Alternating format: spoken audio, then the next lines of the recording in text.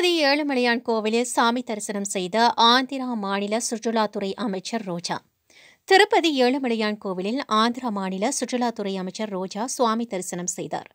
இன்று விஐபி இடைவெளியின் போது குடும்பத்துடன் ஏழுமலையானின் சேவையில் பங்கேற்று வழிபாடு செய்தார். தரிசனத்துக்கு பின்னர் கோவில் ரங்கநாயக்க மண்டபத்தில் வேத பண்டிதர்கள் வேத ஆசீர்வாதம் வழங்க கோவில் அதிகாரிகள் தீர்த்த பிரசாதங்கள் வழங்கி கௌரவித்தனர். தொடர்ந்து கோவிலுக்கு வெளியே செய்தியாளர்களிடம் பேசிய அமைச்சர் ரோஜா, தேர்தல் முடிவுகள் கருத்து கணிப்பில் ஒய்எஸ்ஆர் காங்கிரஸ் கட்சி வெற்றி பெறும் என்றும் ஜெகன் மோகன் ரெட்டி மீண்டும் முதல்வராக வருவார் என்றும் அவர் நம்பிக்கை தெரிவித்தார்.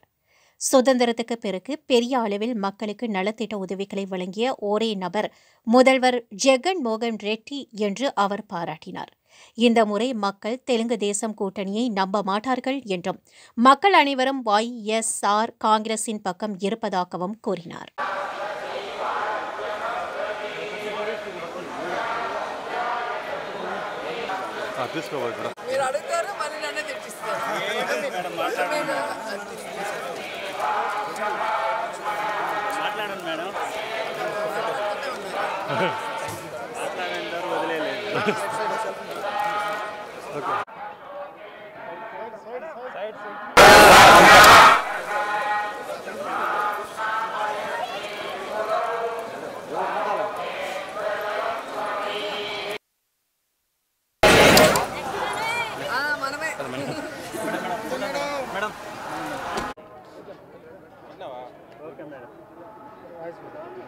సో ఎప్పట్లాగే మన కలియుగ దైవం వెంకటేశ్వర స్వామి దర్శనం చేసుకొని ఆశీస్సులు తీసుకొని వెళ్తున్నాను.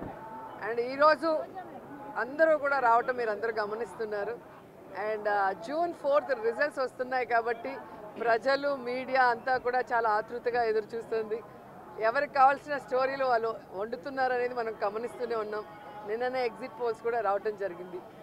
ఎవరు ఏం ఎగ్జిట్ పోల్స్ ఇచ్చినా ఎక్కడ ఏం డిస్కస్ చేసినా ఫైనల్గా జరిగేది సెకండ్ టైం జగనన్న సీఎం.